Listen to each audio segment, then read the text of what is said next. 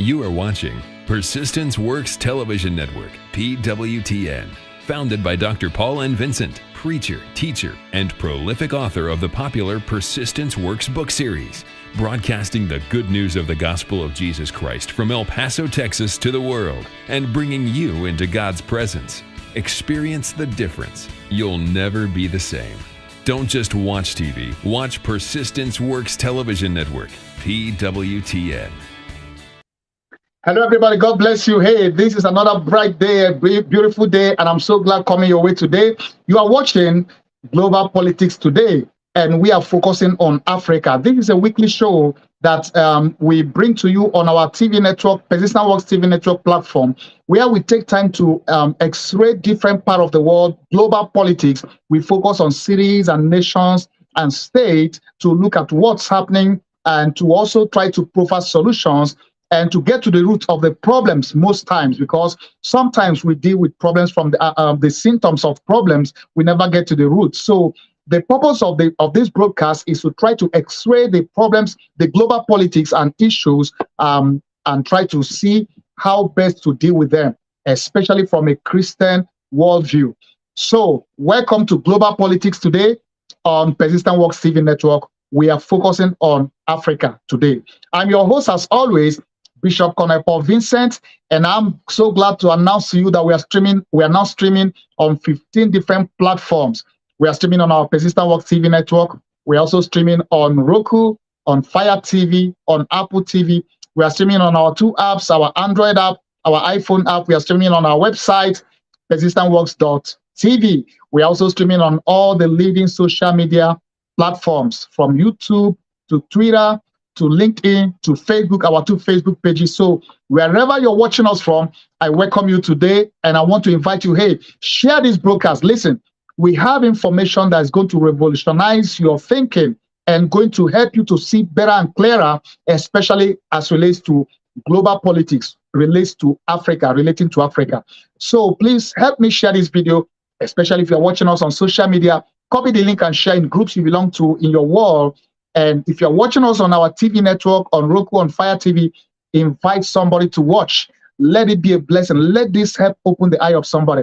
Today's broadcast is going to be eye-opening, I guarantee you, because I do take time to study and research and get to the root of these things. Now, I think I am best suited to talk about Africa. Why? Because I'm an African originally from Nigeria. I grew up in Africa, so I observed Africa from the inside, and then I moved out of Africa for over close to 20 years now, and I've observed Africa from outside. And having served in the U.S. military, still serving as a reserve, by the way, having been in the U.S. military, so I'm also privy to observe Africa from the government military standpoint. So I'm bringing a perspective to this discourse as to someone who is in the know, who have experienced some of the things we'll talk about. It's not just something I read in the books. It's something I was born, I grew up in, I know for certain, and some of those are from things I've observed from outside. So my goal is to really get to the root of the problem of Africa. Now, when you are talking about a problem or a situation, it's not always like, if you go to the hospital, by the way, the doctor doesn't treat your symptom. You may say, I have headache, I have stomachache. They don't treat your symptom. They try to run tests to find out, to get to the root of the problem.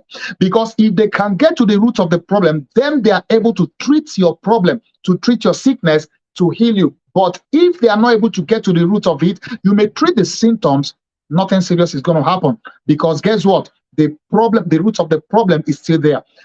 Sometimes I believe and I think the problem in Africa and in many other nations around the world is that we fail to address the root of the problem, to tackle the problems from the root, and we are treating the symptoms. So what we are going to do today is that we are going to try to get to the root of the problem in Africa.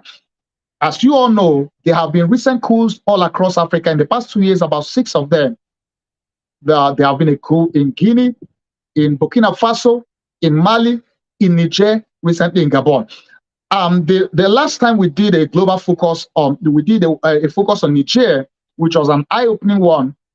But you see, I was going to do a focus on Gabon, which is the latest coup. But I decided to give it a holistic approach because the problem is not just Niger or Gabon or Mali and all that. Africa's problem is holistic. Most of the, and by the way, there may be other coups coming up. So Africa's problem, they are very similar because the problem in Niger is the same problem they had in Mali, while the military took over, same in Guinea, same in all of these places. So there are things they have in common. So my goal in today's discourse, in today's broadcast, is to x-ray the problem of Africa.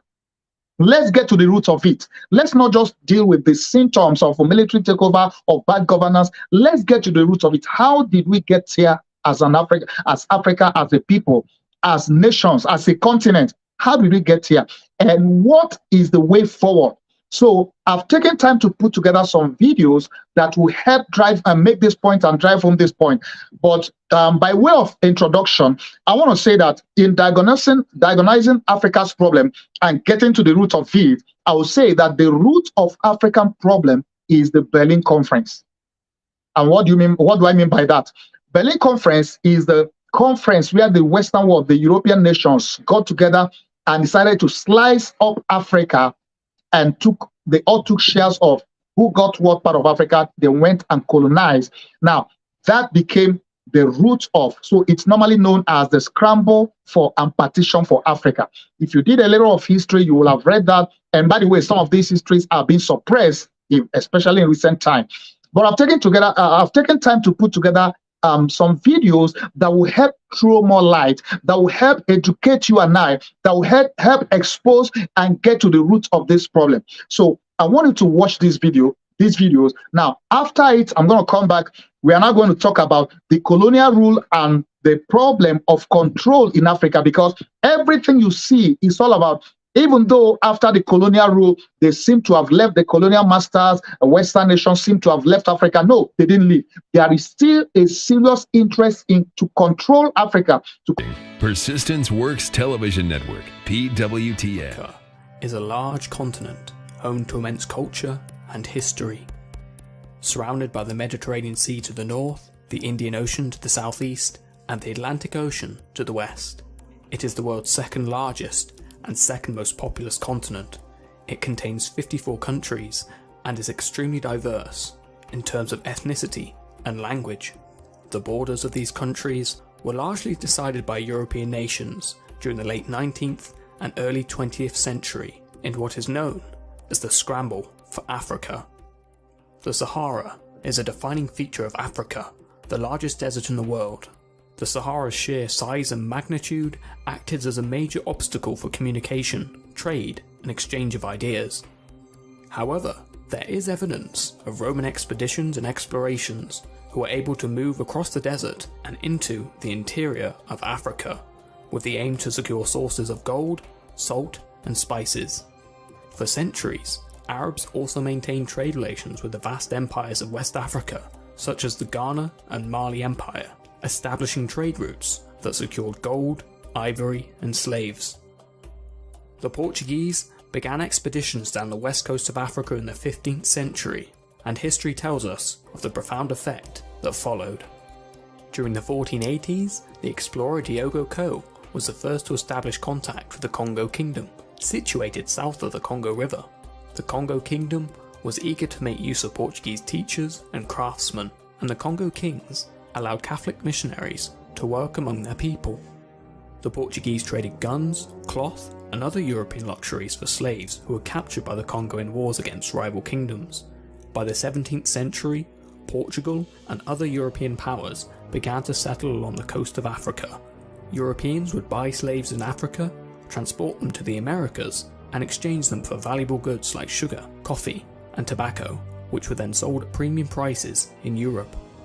Arguably, between the 16th and 18th century, over 12 million Africans were enslaved and transported in harsh conditions to work on plantations in the Americas. In the south of Africa, the first European settlement was established by the Dutch East India Company, where merchants used the location as a waypoint for ongoing voyages to the Dutch East Indies. They came into contact with the Khoikhoi, a nomadic indigenous population of southwestern Africa comprising of hundreds of clans.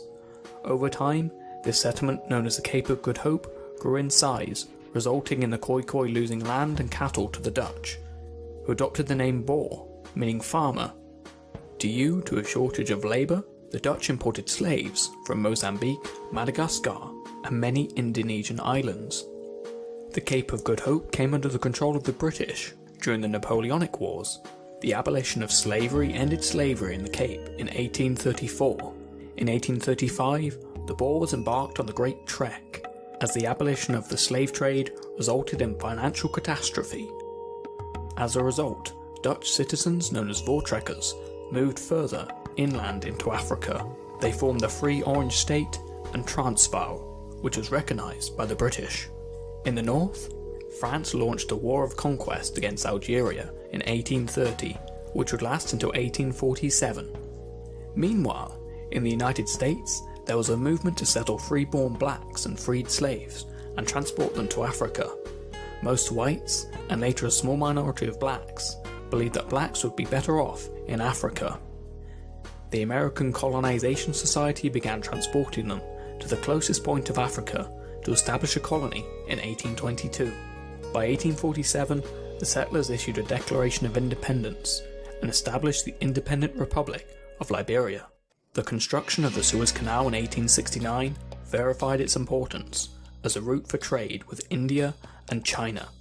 And in 1882, Egypt was occupied by British forces during the Anglo-Egyptian War, subsequently revealing the potential riches that Africa offered. There were several European explorers who explored the continent. Perhaps one of the most famous was David Livingstone, a Scottish missionary who attempted to convert the natives he encountered to Christianity and strove to find the source of the Nile. Henry Moult Stanley was famous for his exploration of Central Africa. He worked for King Leopold II of Belgium and helped map out the Congo region. So why were there no major explorations into the interior of Africa before this? Well, there were limited seaworthy rivers, tropical diseases, hostile natives, and weapons were not as advanced as they were in the 19th century. During the 19th century, most European powers experienced a dramatic growth of productivity triggered by industrialization. European countries overproduced goods and were consequently searching for new markets. Interest turned towards the acquisition of land in order to grow agricultural products for European markets. Europeans moved into the interior of Africa to extract raw materials such as rubber, palm oil, gold, copper, and diamonds. These natural resources made Africa a vital resource for the European economy. Understandably, Europe held the technological advantage. Bands of just a few hundred men and barely a handful of machine guns proceeded to overwhelm and obliterate thousands of Africans. The machine gun was a revolutionary gun that could fire rapid shots at an unparalleled speed. The effectiveness of the weapon was obvious in Sudan, where a British force, armed with roughly 20 machine guns and a small number of gunboats, overpowered Sudanese forces and effectively opened the door for colonization. For 14 weeks and 5 days, between November 15, 1884 and February 26, 1885, European countries prepared and cooked their plans on how to share Africa like a piece of cake. They called it the Berlin Conference. It was at this conference in Berlin, present-day Germany, that African lands were divided on a map, while the Africans themselves were exempted from the meeting. It was not an omission of invitation or a simple oversight. Rather, it was a large-scale legalized daylight robbery. Africans were considered irrelevant and incapable of making meaningful decisions on what happened to or on their lands. Since they were uncivilized, according to these European invaders, they needed help, and the participants of the Berlin Conference were to be their saviors. Towns, lands, and rivers were all portrayed on the map that hung on the wall. With just a ruler and pencil, borders were formed, territories were claimed and trade routes were created or removed, while historical background, cultural laws, sovereignty, and traditional institutions of a people dating back thousands of years were completely ignored. And just like a piece of cake, Africa, the second largest continent in the world, was shared at a conference table. The Berlin Conference was organized by Otto von Bismarck, the first chancellor of the new German Empire, who was concerned with securing portions of the continent within which exploration had begun. The conference birthed the General Act of the Berlin Conference, which had been nicknamed the Scramble for Africa. The conference consisted of top European nations who were invested in exploring the resources that abound within the continent. This was justified under the guise of civilizing or developing the countries, which they considered barbarian and primitive. This paved the way for the colonization of the African states by the Western countries and eventually robbed the continent of its rich cultural heritage and linguistic diversity. By the time most of these countries would gain independence from their colonial masters during the 20th century, great damage had already been done. The structures and systems that had been laid down by the colonizing nations made inadequate provision for self-sufficiency and thus had a great dependency on their colonizers for survival. So, how did the Berlin Conference come to be, and what impact did it have on Africa as a whole? There was a general belief by the Europeans that Africa belonged to no one in particular and had to be claimed and developed. When the Berlin Conference took place, no African individual or leader was present. Ironically, Africa had experienced a great deal of development before the Europeans. By the 13th century, different empires within Africa had attained global prominence, drawing the attention and curiosity of the Western world. Some stories about the level of wealth contained within the continent seemed too good to be true, but with the discovery of the Congo River Basin in 1874 by Henry Morton Stanley, there was certainty about Africa and its rich resources. One of the leaders who was very interested in these discoveries was King Leopold II of Belgium. Leopold had previously formed the International African Society, which had a mission of civilizing Africa. He teamed up with Stanley and eventually created the International Congo Society. This was similar to the former society but had more goals added to be achieved by the society. But Leopold was far from being a sincere man. He was a strategic and cunning leader who wanted to advance his personal wealth with Africa's resources.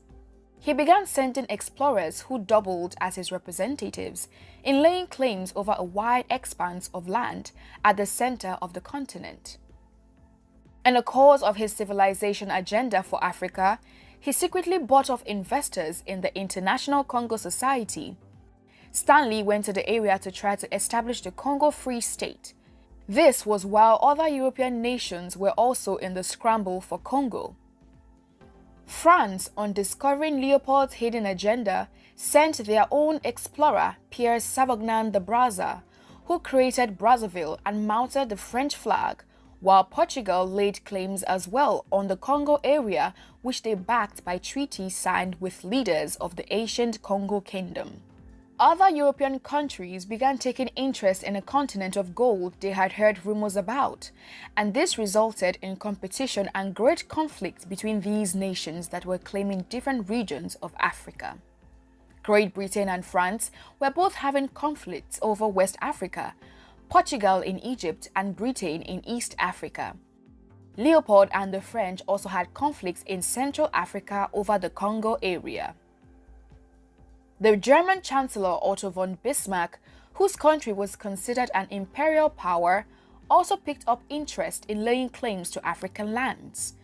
He sought to resolve these conflicts by calling for the Berlin Conference. Bismarck felt these conflicts arose because there was no equal distribution of access to the economic advantage Africa provided, and called for the conference to resolve these irregularities. This proves that the purpose of the Berlin Conference was largely economical and not for developing the African states. Countries such as the Austro-Hungarian Empire, Belgium, Denmark, France, Great Britain, Italy, the Netherlands, Portugal, Russia, Spain, Sweden, Norway, and the Ottoman Empire were represented at the conference. The conference began on November 15, 1884, and went on for 14 weeks and 5 days, ending on February 26 of 1885. In the Berlin Conference, territories claimed by European countries were to be legalized, formalized, and then drawn on the map to avoid further conflict. Trade routes were also agreed upon amidst colonies, and a framework for colonizing territories was created. Explorers were to be sent out to explore the African lands. Then, they would proceed to offer protection to the indigenous people of that land by signing treaties with them. Finally, the European explorers or ambassadors would return to their home country with the treaty signed. Then, the government of that country would inform or negotiate with other European countries so that their claim over the African territory would be recognized and uncontested. In all of these establishments, Africans were not included or considered, although it was their land that was being divided. They were regarded as incapable of ruling themselves. It would also be interesting to note that most of the time, the indigenous rulers did not even understand what the treaty was about or what they were signing. In some scenarios, these treaties were signed by makeshift leaders who did not exactly have the authority to do so. However, one African leader saw through the tricks of the Europeans. Menelik, an important leader in Ethiopia who would eventually become emperor, wrote a letter to the participants of the conference clearly stating that Ethiopia would not be needing their protection. Although his letter was ignored, Ethiopia and Liberia were the only African states that were not colonized in the scramble. The Sultan of Zanzibar begged to be present at the conference, but to no avail. Little did he know that he was to be part of the main topic of discussion. The General Act outcome of the Berlin Conference, and it made provisions for different trade routes and the framework for colonization. It addressed different issues bordering on the colonization of the African states. It confirmed the Congo Free State as the private property of King Leopold II and also confirmed the free trade proposal by making the Niger and Congo rivers free for ship traffic. The General Act also included the signing of the International Prohibition of the Slave Trade. More importantly, it established the principle of effectivity, which stated that powers could only possess colonies if they actually possessed them. This also meant that any country which wanted possession of any territory in Africa would notify other signatory powers for formalization and recognition. The Berlin Conference was a glaring disregard for Africans. The Europeans saw their views, opinions, and ownership over their lands as irrelevant. 14 countries were duly represented at the conference, and at its conclusion, 8 out of the 14 countries started possessing different parts of the African regions. The 6 other participants, such as Austria-Hungary, Russia, Denmark, the Netherlands, Sweden, Norway, and the United States, did not take any formal possession of any part of Africa. However, by the end of the 19th century, all African states except Ethiopia and Liberia had been colonized by the Europeans. After the Berlin Conference ended in 1885, it led to the creation of African countries by forcefully merging different ethnic groups, cultures, languages, and people. This, of course, overrode the existing groupings, boundaries, and regions within the continent. The conference legalized what was not legal and created a ground for cooperation between the European countries on taking over the African states. The European countries claimed to offer protection to the countries they overtook. The 1884 and 1885 Berlin Conference would not only be the birthplace of colonization, but also the conflicts within and without countries, state, and ethnic groups that still exist to this day. The robbery did not only end with land and territories, but also cultural artifacts, treasures, and resources yet to be regained by the continent. It was obvious that the Europeans were wolves in sheep's clothing, fueled by the desire for acquiring Africa's natural resources for the betterment of their countries. As such, there was a need to secure their portions to maintain their industrial sector, which was just starting to grow. To achieve this, they had to secure African territories that would readily provide them with the resources they needed and a market for the goods they produced. A total of 50 countries were carved out of the scramble for Africa. Great Britain took control of Egypt, Sudan, Uganda, Kenya, South Africa, Zambia, Zimbabwe, Botswana, Nigeria, and Ghana. France took a better part of Western Africa, from Mauritania to Chad, and also Gabon and the Republic of Congo. Belgium and King Leopold II controlled the Democratic Republic of Congo, while Portugal took Mozambique in the east and Angola in the west. Italy got hold of Somalia, then known as Italian Somaliland, and a portion of Ethiopia later on. Germany took Cameroon, Namibia, and Tanzania, while Spain got the smallest territory, which was Equatorial Guinea, the only Spanish-speaking country in Africa. The Berlin Conference, which lasted for over 3 months, still evaded serious problems and questions that were left unanswered.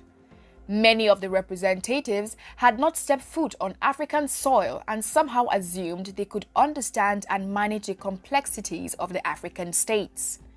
The sovereignty of the African states was not recognized, yet treaties were needed to be signed to legalize the relationship between both parties.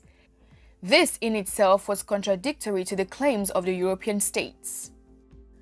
Although the General Act seemed to prohibit the slave trade, it is on record that over 10 million Africans in the Congo area died under Leopold's leadership due to starvation, diseases, and war. The act was used to gain approval and legitimacy in the public eye by the European countries, but did not in any way alleviate the sufferings and conditions of the locals under their colonial masters. The locals were brutalized and used to further his selfish interest. The concept of free trade was unrealistic, as many of the colonizing countries would not readily allow free trade within countries they had invested heavily in colonizing. For instance, the Congo was operated as a monopoly under Leopold's rule. The conference, which tried to curb the scramble for Africa, further enhanced it. It was presented as a means of creating a platform for peaceful claiming of African states by European states, but it also had its hidden agenda. Germany and Britain were interested in Africa to promote their ambitions and retain their position as the #1 global power over the others, and not for peaceful colonization as assumed.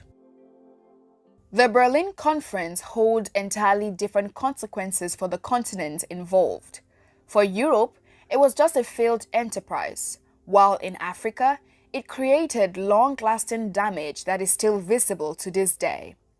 Some of the damages done by colonization have been said to be too large to be repaired.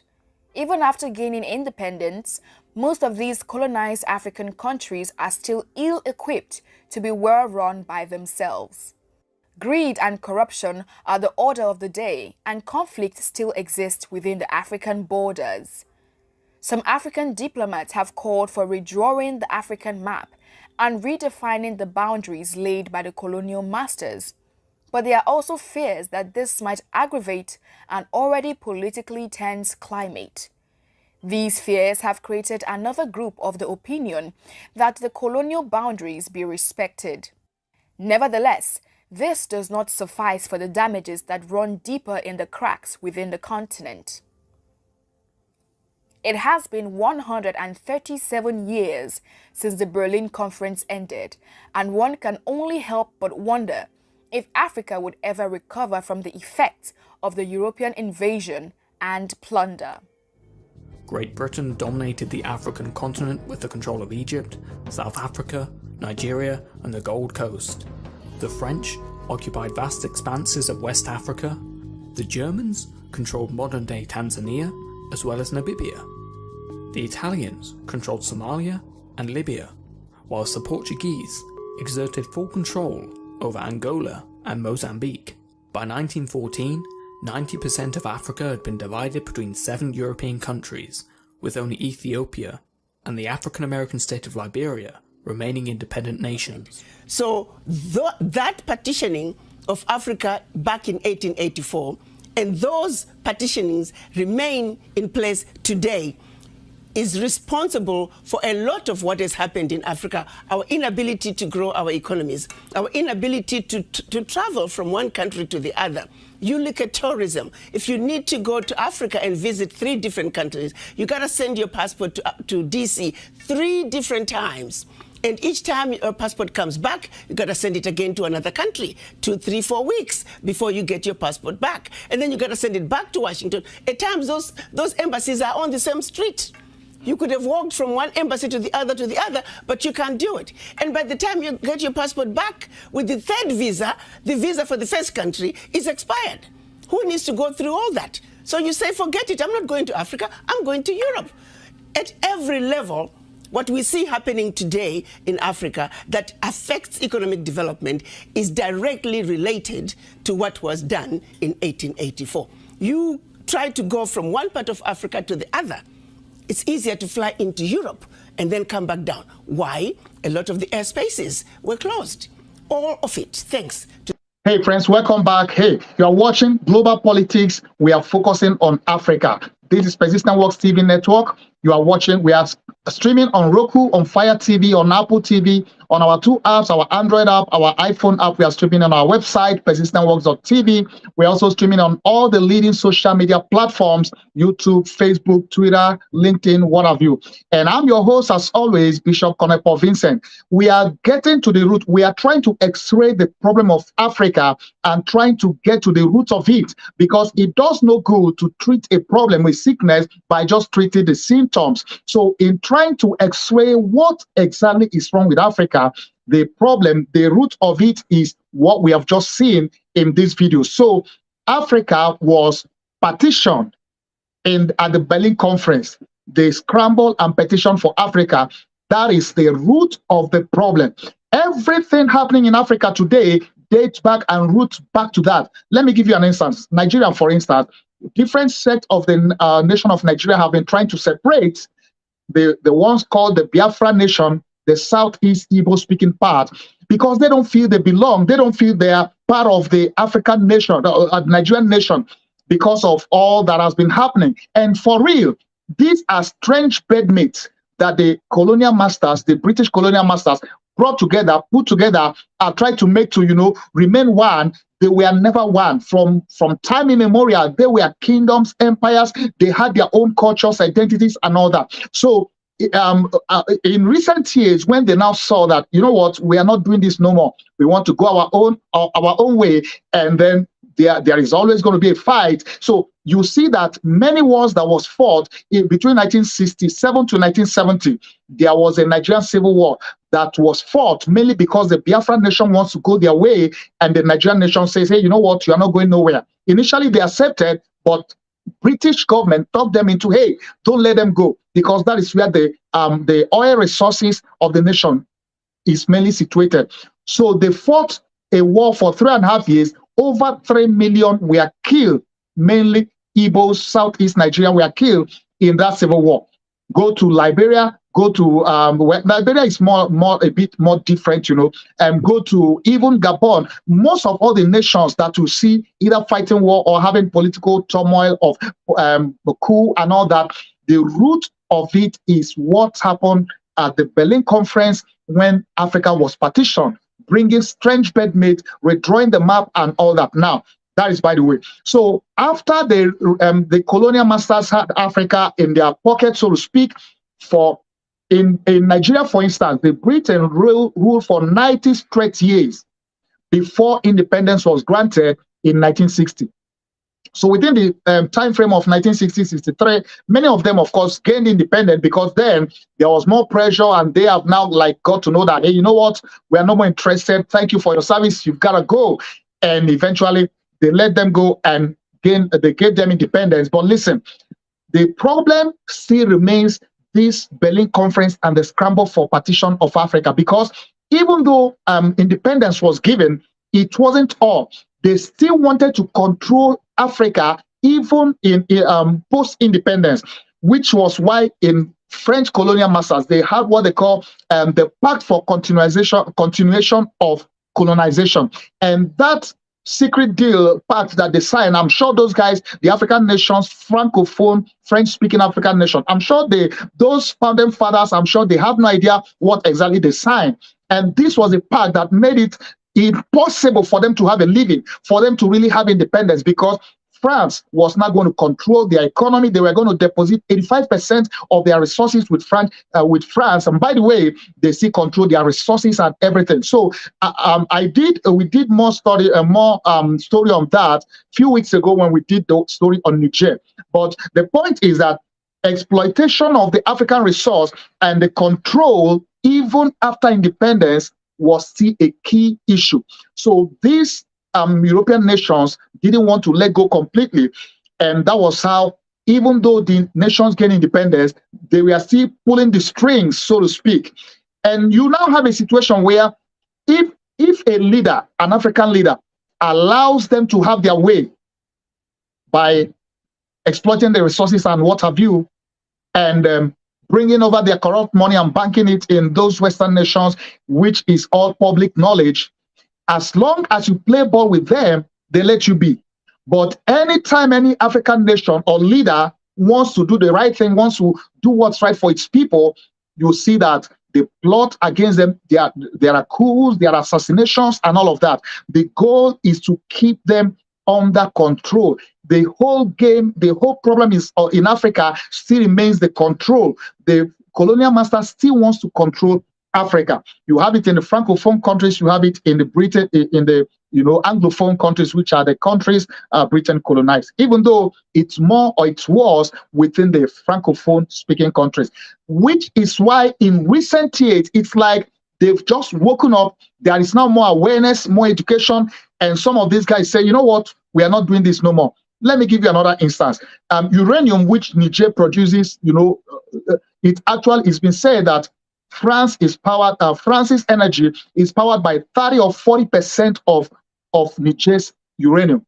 That means that every three or five or so households in France is powered by uranium from Niger. Now, at the end of the day, they are literally making them. Over these years, even though they've had independence, Niger sells uranium sells for over 200 euros at the world market. Paris pays Niger 80 cents, either 80 or 82 cents, which is less than, how do you, that is even immoral. So it's as if you kind of like take it for free, you go sell it, you make the money. And by the way, 500 billion leaves Africa, Francophone Africa especially, every year into France's economy. They invest that money, they use it, and then they kind of come back to we are giving you aid. Now, these are things that many of these nations, especially on the military side, got fed up with. Their eyes got open and they say, you know what, we're not doing this no more. And eventually that was why they kicked France out of Mali, kicked them out of Burkina Faso, and kicked them out of Guinea. These places that had recent coup, which is what exactly they are trying to do. Now, look at what's happening in Niger. That gives you the mindset of some of these nations. They still feel they have that control. Do you know that 14 of those Francophone nations still uses CFA, which is France's own currency, which it prints for them. They don't even have their own central bank. So you see the control is so massive. So now Niger stands up to them, even though it's the military, and they kind of like, you gotta go. And France is like, we are not leaving.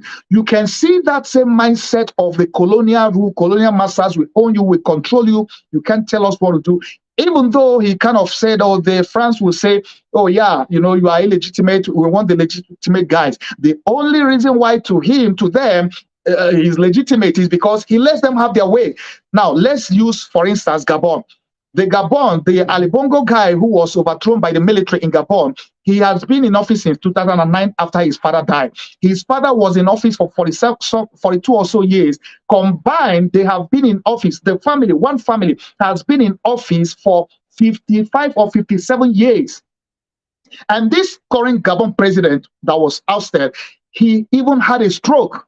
And that's to tell you the problem of Africa. He should have come to take care of himself. The guy is not even can't even function, can't work well. He had a stroke, and yet he clinges to power, and France allows him, supports him, backs him. A family that's been there 50-something years. Why? Because they let them have their way. They can make their oil, make their resources, as long as you know, and of course they do channel, much of the corrupt money to their family. So you see that as long as you play ball with the colonial powers, even though they've let go, they say, oh, no more colonialism, but they are still in the game of controlling. As long as you let them play ball, they let you have your way. But the moment you say no, that's when they remember the issue of democracy, the issue of what kind of democracy do you say call democracy, that somebody has been in office, a so-called elected leader, the family, for 55 years. That's not right. So at the end of the day, and by the way, if you follow the news, you will see that after he was ousted by the military and his house was searched, they had raw cash, billions of dollars or euro, whatever that currency is, that was stashed in his houses. And these are just the ones you saw. There are many others stashed out in banks across Europe, or in France especially. Now, that is to tell you that the whole problem of Africa is the Berlin Conference and the scramble for partition of Africa, because even though they have let go and said you have your independence, they still remote control, they still want to have control.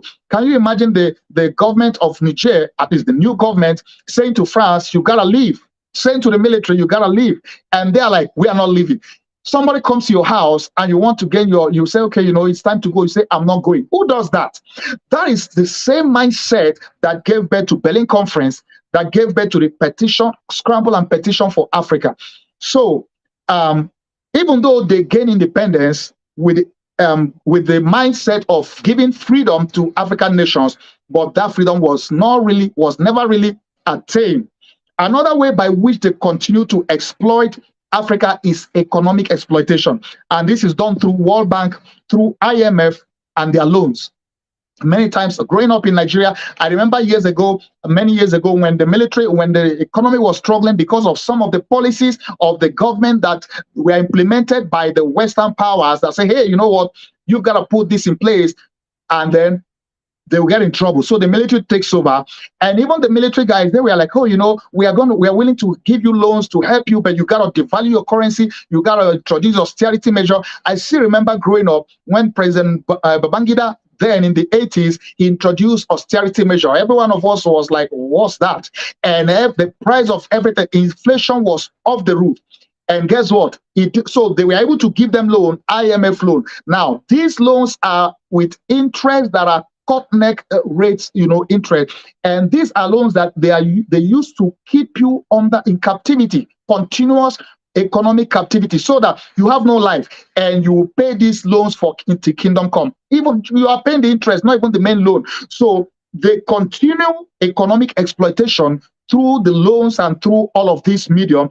And of course, it's not only Africa. There are many other developing countries that have the same problem, which is why BRICS. I did a case study in our last edition on BRICS. If you missed that, go watch my the broadcast on the BRICS, which is what gave birth or is giving birth to that. So at the end of the day, you see control through economic, you see control through the resources, in fact, control through political control.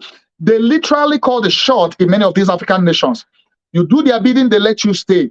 You don't do their bidding, they kick you out. They press the buttons. And one of the good case studies of this was in Burkina Faso.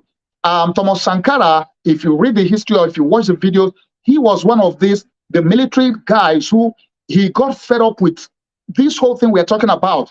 The leaders taking orders from the Western world and running the economy to the ground. They exploiting and taking the resources out of the nation, and everybody is suffering, the nation never develops, and he took over the government. It's a long story. You can go read the story or go, look it up and watch it. Now, Thomas Sankara, if I've watched that video, I've read about it. He had the good of his people in heart. He was the kind of leader you would say is a great leader. He was there for the people, had policies that were going to benefit his people. But problem was, he wasn't going to play ball with the Western powers because he wasn't going to take their loan. He wasn't going to take their either IMF or World Bank loan because they needed these loans for you to take it. That's something they used to hold and control you. And this wasn't going to happen. And he was going to initiate policies that would benefit the people, not the Western powers. At the end of the day, they weren't happy about it. And then they pressed buttons and was able to manipulate and use his bosom friend to eventually assassinate him and took over. And when this guy took over, he went into bed. He went to bed with IMF, with World Bank, with the Western nations, all the things that this other guy didn't want to do, which angered these guys, the Western powers. He kind of like played ball with them, and he was good to go. Now, this is a problem of Africa. Even till today, you see many elections, so-called elections happening in African nations. Many times, if those players, if they play ball, if they allow the colonial powers to still have their way, they let them be.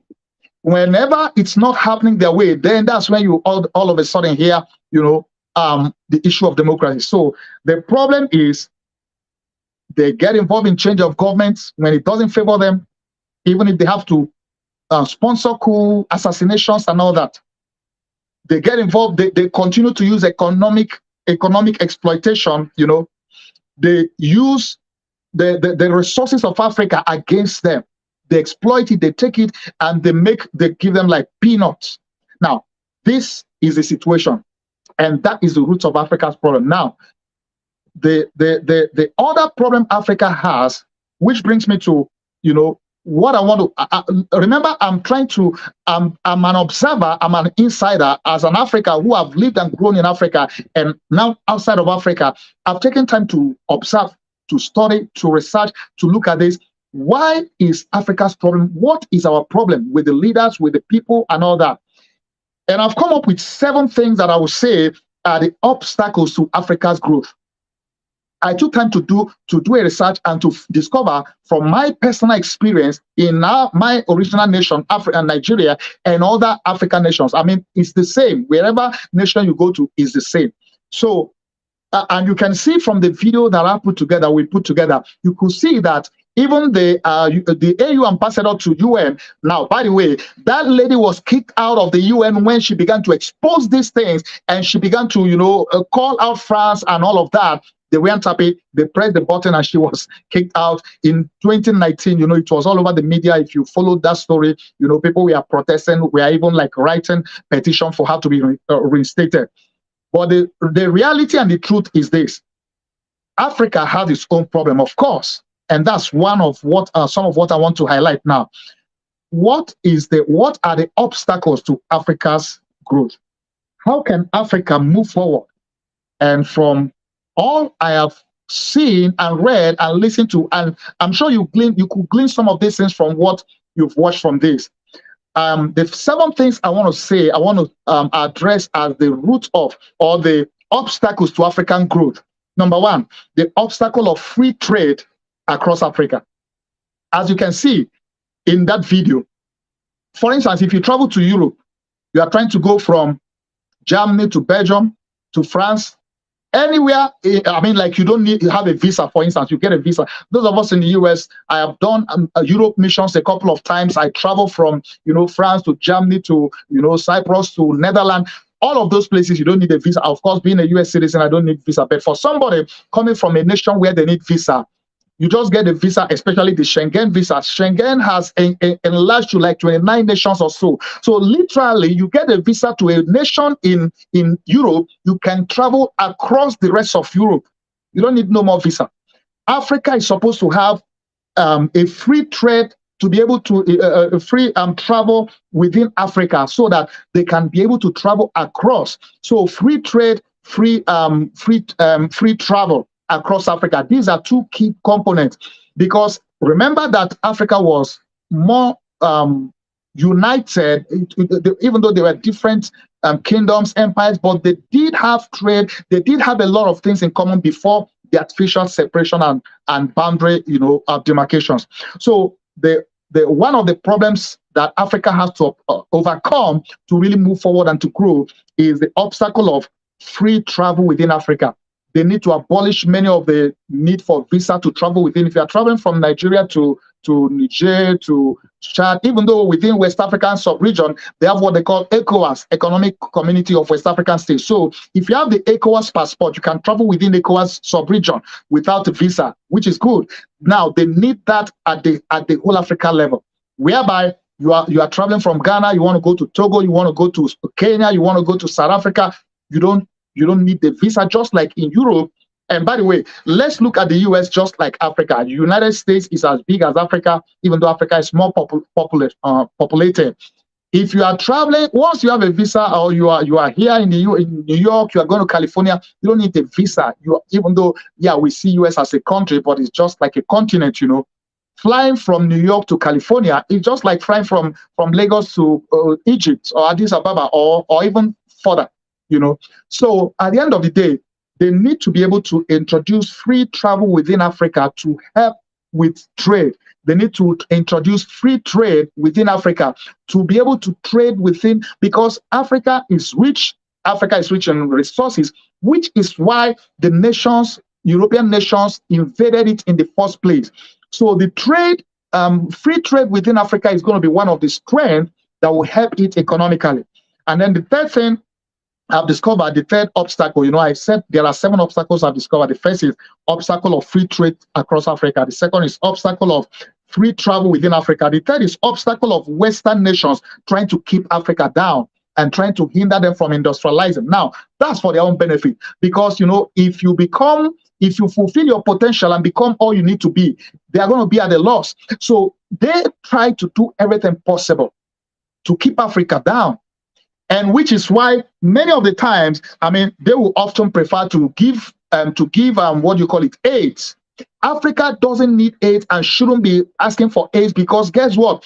Africa has the resources that is actually being exploited by the other nations of the world, the Western nations. So one of the problems is that the Western nations are exploiting and trying to keep Africa down, trying to hinder its industrialization, because they know that when Africa fulfills its potential, it's going to affect them. Just look at what's happening in Niger, in Burkina Faso and those places, Niger especially. Why is France bent on not leaving? Why is France, when you talk of interest, French interest, what interest do you have in another nation? It's a sovereign nation, supposed to be. But the problem is they have controlled them, made them, exploited them for years. It's become normal, and they have, those guys, as poor as Niger is, they have helped to power the energy and the economy of France for decades, and they want to have business as usual. So things have to change, and the Western nations have to understand that you need to help Africa develop and grow and not put them down.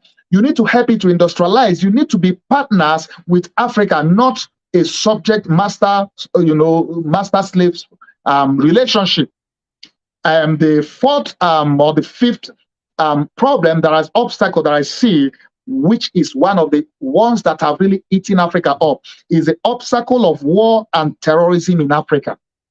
Many times these are artificial, because when I watch this video, when you watch that video, you will see when the colonial masters partitioned Africa, and they pick up whichever nation they decide to pick up, and they sign treaties with them. In signing that treaty, they will say to them, we are here to protect you. Protect you from what?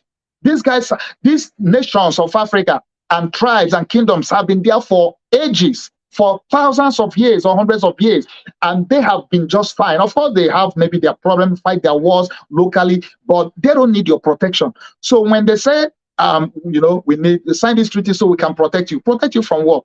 Well, maybe protect them from the next colonial power that want to come invade you. So the problem is that terrorism often and wars often are man-made. Look at Libya, for instance. Libya under Gaddafi, and of course, it wasn't perfect. It wasn't a great place, but Gaddafi did much of a greater job, a better job than most African leaders in providing infrastructure, and social welfare programs. And he nationalized the oil, national oil, the oil resource of the nation, and used it to develop the nation. Whereas in the past, they have exploited it, took it out, and just gave them peanuts. Now, he was not like in the good books of the Western powers. And he has his problem, of course.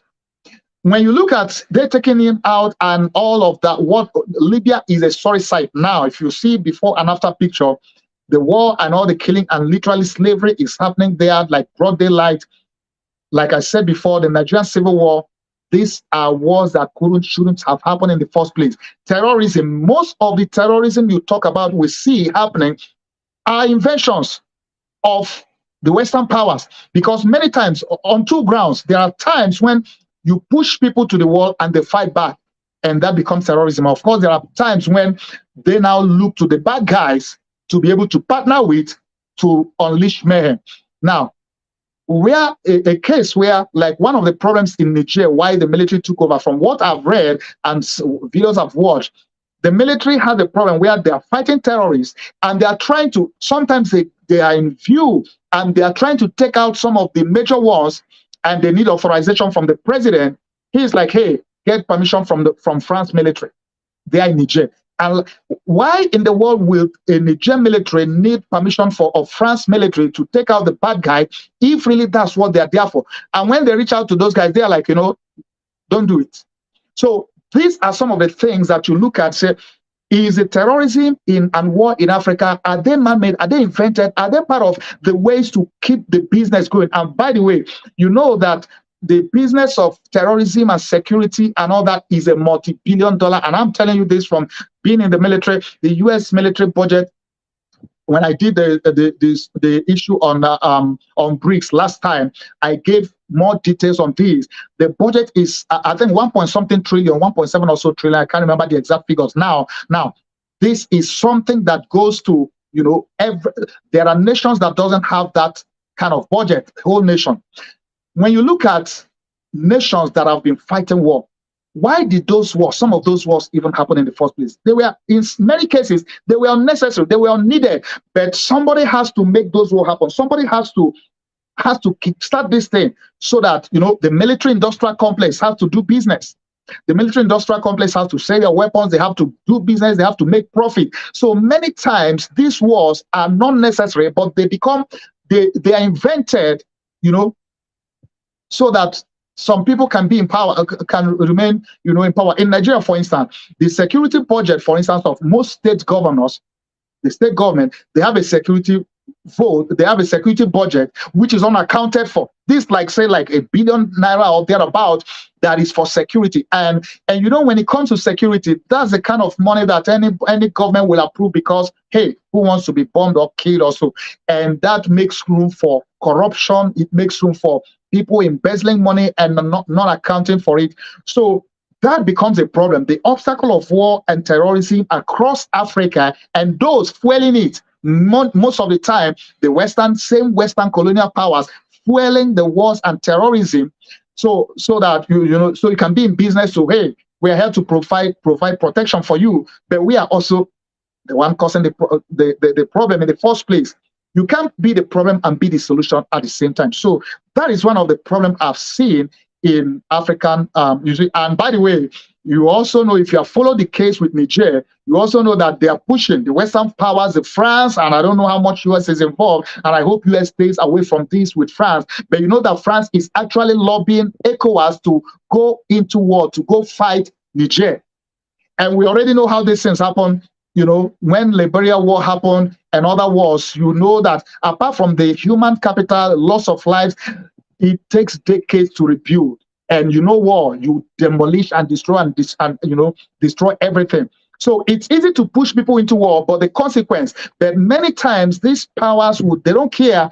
All they want is whatever their interest, they want to protect is. And I did a video some time ago saying, hey, Nigeria or ECOWAS, you better not get into this war, because it's not going to be funny, because in this case, as you know, if you follow this whole case, Russia himself is also interested and involved. So if there is ever a war between ECOWAS, Nigeria, ECOWAS, and Niger, you are going to see that other world powers will be involved. Of course, Mali, Burkina Faso, Guinea have already said they are going to, fight with. They're going to support Niger. So you are going to see ECOWAS, Economic Community of West African States. You are going to see them divided, a couple of nations, 5, 6, 7 of them versus the rest. And you're going to see France supporting the ECOWAS guys. Maybe US. I hope they don't get involved in that. But Russia supporting the other guys. So you see, it will be a kind of a carryover of Ukraine war, the US NATO war happening in Ukraine, which is more like a proxy war. You will see a carryover of it to Africa, which shouldn't be.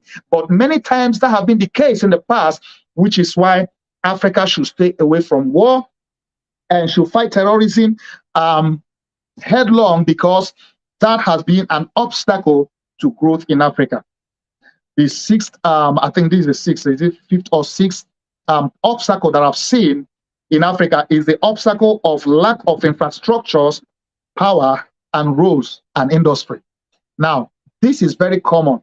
And the reason why it's so is because, and I'll get to this now, but the leaders, corrupt leaders, they have no interest of their people in mind, and they get into bed with some of these Western powers. And as long as they do their bidding, they let them be. So they corrupt, they steal, they starch out money abroad, the money that should be used to develop, to provide infrastructures.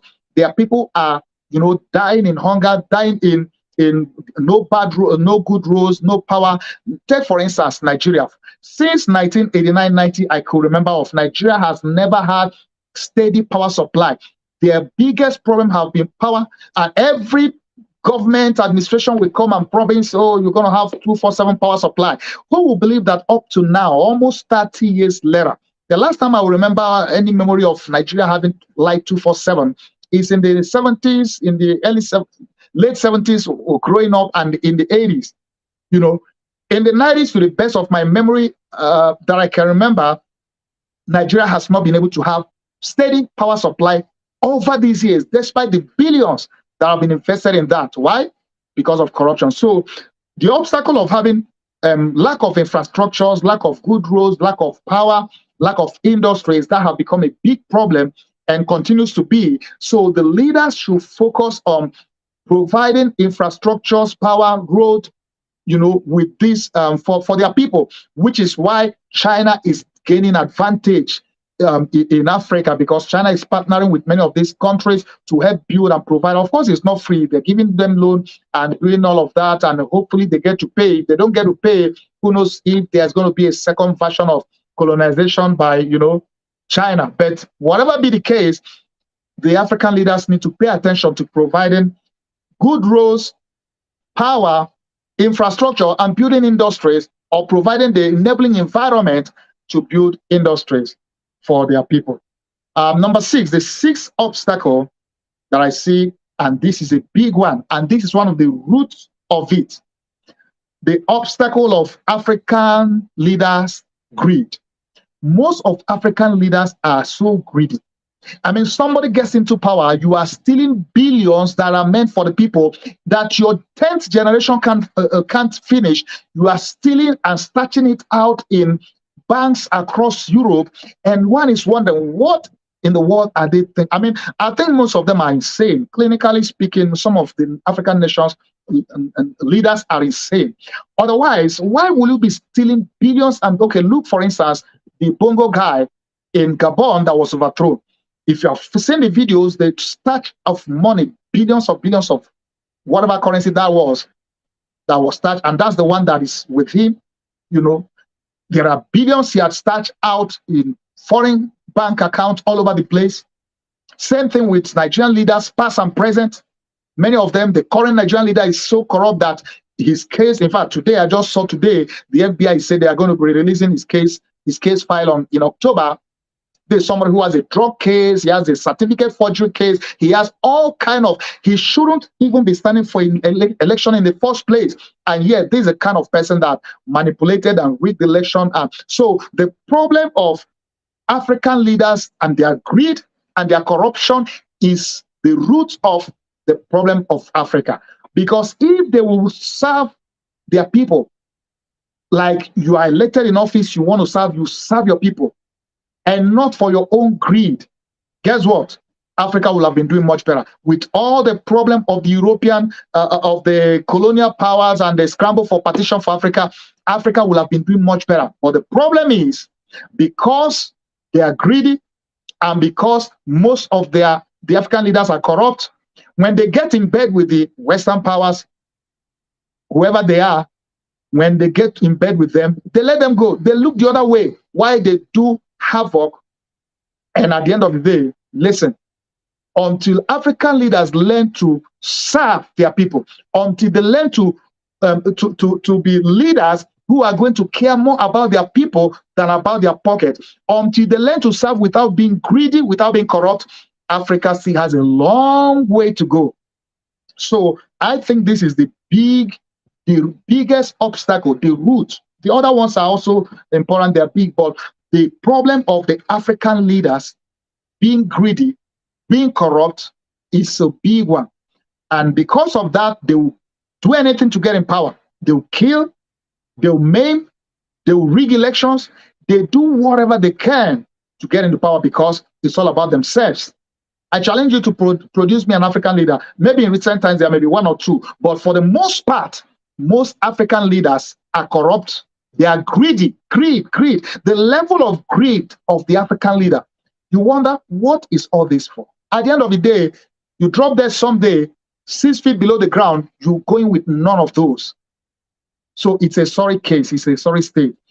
And the colonial powers have really helped them to be corrupt and helped them in their greed. I hope that changes. And finally, and this is another big one, this more of on the massive side.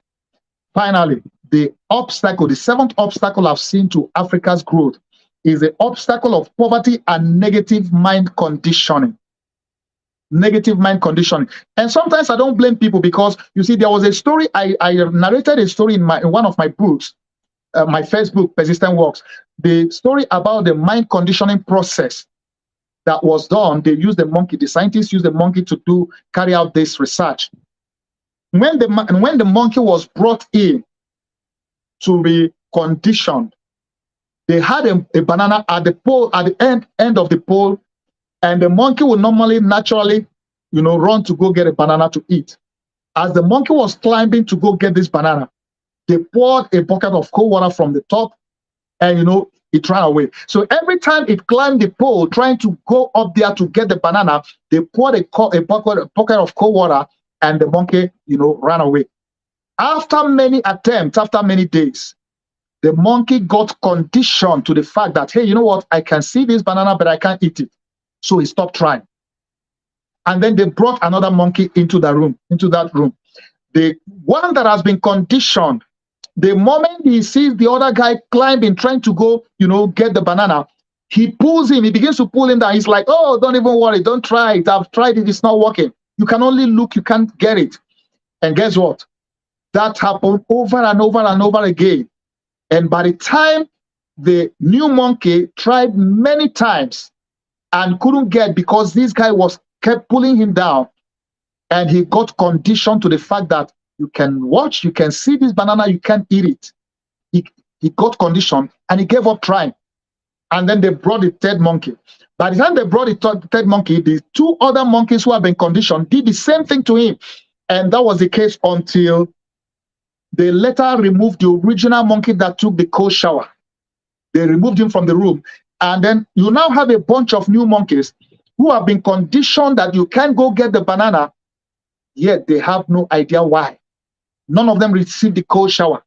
So the problem of conditioning, the devil uses this, by the way, against us as Christians, as believers. He conditions our mind. He makes us believe the wrong thing, and then he just leaves us to use our own strength and energy against ourselves. The negative mind conditioning we as Africans, our African people, the followers, and of course the leaders has had, is at the root of much of what's happening too. So there needs to be a mind reconditioning for our African people to be able to know that it's not okay to celebrate corruption. It's not okay to celebrate somebody who is not, who doesn't have integrity and credibility, and you celebrate him because he throws money around, or because he kind of parades himself as, you know, a champion for your cause. It's not okay to accept a lot of things. But you see, poverty, because of poverty, there are a lot of things people swallow, accept, let go because of poverty. So the obstacle of poverty and negative mind conditioning is a problem. And I think African people, African leaders need to begin to have a mind reconditioning process, so that they can begin to, you know, see things in the right perspective and not believe the lie. And many of those conditioning too, the colonial masters had conditioned them. Hey, you know what? You can't take care of yourself. Oh, you can't rule yourself. You need to come in hand. Let's give you, come beg for aid. We need to give you aid. You can't survive without our aid. That's a lie. That is a conditioning, because the African leaders have been conditioned that, hey, you know what? You take power, you go to beg them for loan, beg them for money, beg them for aid. That is not supposed to be the case. Africa is rich in resources. It should be the other way around. Anyway, I hope that this have been able to throw some light and give some insight to you watching. And I don't know where you're watching from. I don't know if you're an African or if you're not. But you see, it's time Africa wake up. It's time African leaders wake up. It's time we we understand and know the root of this problem, as we have shared in this broadcast. And I pray that Africa will once again become a shining example, because it's already blessed. Africa is blessed with people, with resources, but the problem is that it has not harnessed those resources. I pray that Africa will begin to harness its resources, that the powers that has manipulated Africa over the years, I hope that this time around, their powers will expire, that they get to treat Africa with respect and deal with them as partners and work with them for their development, for their, you know, to be partners and not to be subjects that they think should be at their mercy. Well, I hope this broadcast has blessed you, has enlightened you. Please do share this. Let it enlighten somebody. Let it bless. If you have access to people in power, people in government, share this, send this to them. Many of them need to watch it, and maybe their eyes will begin to open, their you know, mind conditioning will begin to change. Maybe they begin to have a rethink about the level of greed and corruption that they have been involved in, even as leaders. Well, I pray God will bless Africa and the nations of Africa. Father, I pray for the nation, the continent of Africa.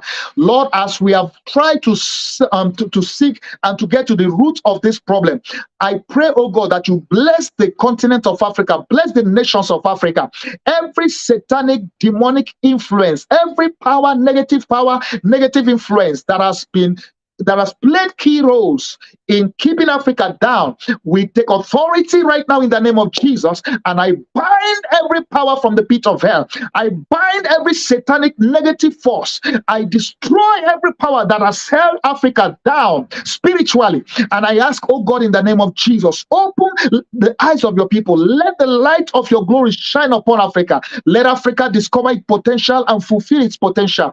Give the leaders, oh God, a love for their people, that they will serve them, uproot and remove greed and corruption from the hearts of the people, of the leaders of African nations. Let there be peace in Africa. Father, I pray, let there be no more bloodshed in Africa. Let there be peace. And may African leaders begin to serve their people and use their resources to be a blessing and to develop and to help the African people. I bless Africa today. I bless African nations, and I bless their leaders. I bless their people, their followers. May there be a turnaround and a rewriting of the history of Africa. And thank you, Father, because the light of your gospel is shining and will shine in and through Africa. And the powers of darkness, wherever they're coming from, whoever's sponsoring them, will come to an end, because your word says in John 1:5, and the light shined in darkness, and the darkness comprehended it not. The end of darkness has come in Africa, and the light of your glory shines in Africa. Thank you, Father, in Jesus' name. Amen. Well, I know you've been blessed. I know you've been enlightened. I know you've been encouraged. I know for some of you, this will be eye-opening. Watch it again if you have to, and send this video to people. Share it across in your wall, in your groups, and let it be a blessing to somebody, because people need to hear this, especially those of African descent. Praise God. Well, once again, I want to thank you for today. So join me next week in another edition as we tackle another topic, another nation in glory.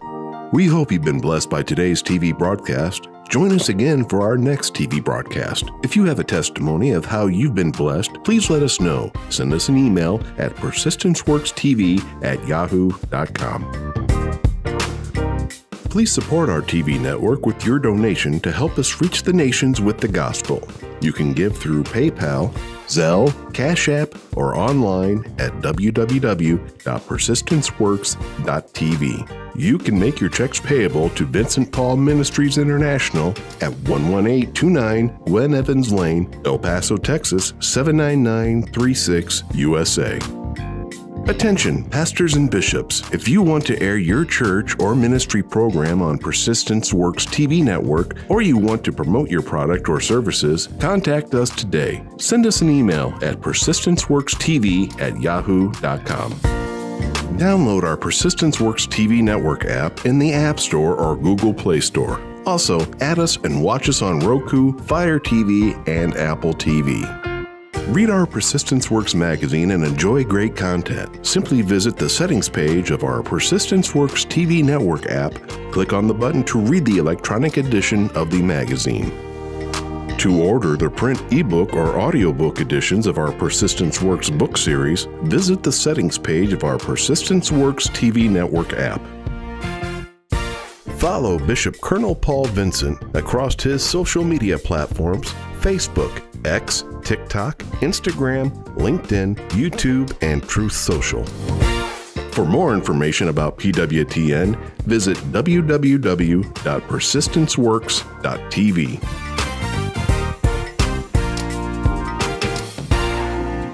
Inspiration and motivation to reach your dreams in life? Are you trying to overcome discouragement? Do you desire a deeper spiritual walk with God?